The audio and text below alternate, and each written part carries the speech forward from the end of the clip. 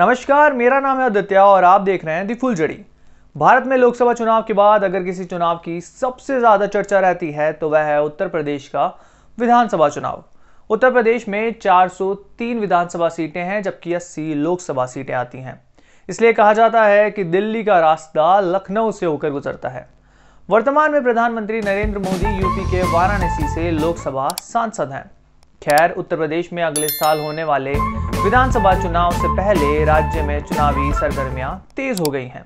सत्ताधारी BJP party के साथ अन्य पार्टियों ने भी चुनाव की तैयारियां करना शुरू कर दी है। सभी राजनीतिक दल वोटरों को लुभाने के लिए अलग अलग प्रयास कर रहे हैं। इन्हीं में से एक है जनसत्ता दल। इसके मुखिया हैं राजा भैया। कौन है ये राजा भैया?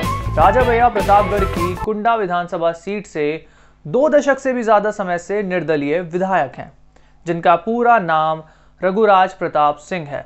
उन्होंने 2018 में एक नई पार्टी का गठन किया था जिसका नाम है जनसत्ता दल। इस समय रघुराज प्रताप सिंह पार्टी की जन सेवा संपर्क यात्रा लेकर प्रदेश भर के दौरे पर निकले हैं और जिलों जिलों में पहुंचकर जन समर्थन जुटा रहे हैं।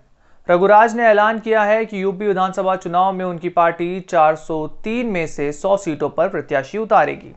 अब सवाल यह है कि राजा भैया की जनसत्ता दल लोकतांत्रिक पार्टी किस वोट बैंक को टारगेट कर रही है। राजनीतिक विशेषज्ञ कहते हैं कि राजा भैया अभी प्रतापगढ़ की कुंडा और बाबागंज सीटों तक ही सीमित थे। यहां उनका खासा वर्चस्व रहा है। यही नहीं, लोकसभा चुनाव में भी प्रतापगढ़ की सीट पर उनके समर्थन से ही प्रत्याशी की जीत या हार तय हो जाती थी। उन्होंने कहा कि अगर कुंडा सीट की ही बात करें तो राजा भैया को अपर कास्ट ही नहीं अपितु ओबीसी और दलित समुदाय का भी काफी समर्थन मिलता है।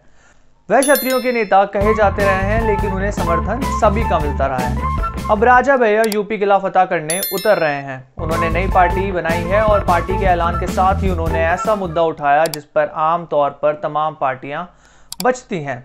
उन्होंने आरक्षण को मुद्दा बनाया। यही नहीं, उनके जन सेवा संपर्क यात्रा की भीड़ में हर तबके के युवा हिस्सा लेते दिख रहे हैं।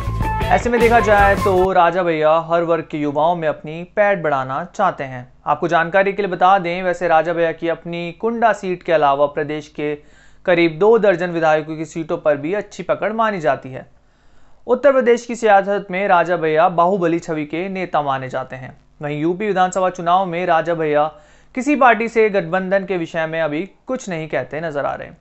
हालांकि इनके भारतीय जनता पार्टी से लेकर समाजवादी पार्टी तक अच्छे संबंध रहे हैं। हालांकि कुछ समय पहले राज्यसभा चुनावों के दौरान सपा बसपा प्रत्याशी के खिलाफ वोट देने के चलते राजा भैया की अखिलेश यादव से दूरियां बढ़ गई थी, लेकिन यादव परिवार से उनके नजदीकी संबंध अभी भी बरकरार हैं। अब 2022 में उत्तर प्रदेश चुनावों के रिजल्ट के बाद ही राजा भैया की जनसत्ता पार्टी का भविष्य तय होगा। अब देखना यह होगा कि क्या राजा भैया इस चुनाव में किसी पार्टी के साथ गठबंधन करते हैं या नहीं। आप इस पूरी खबर के बारे में क्या सोचते हैं, कमेंट करके जरूर बताएं।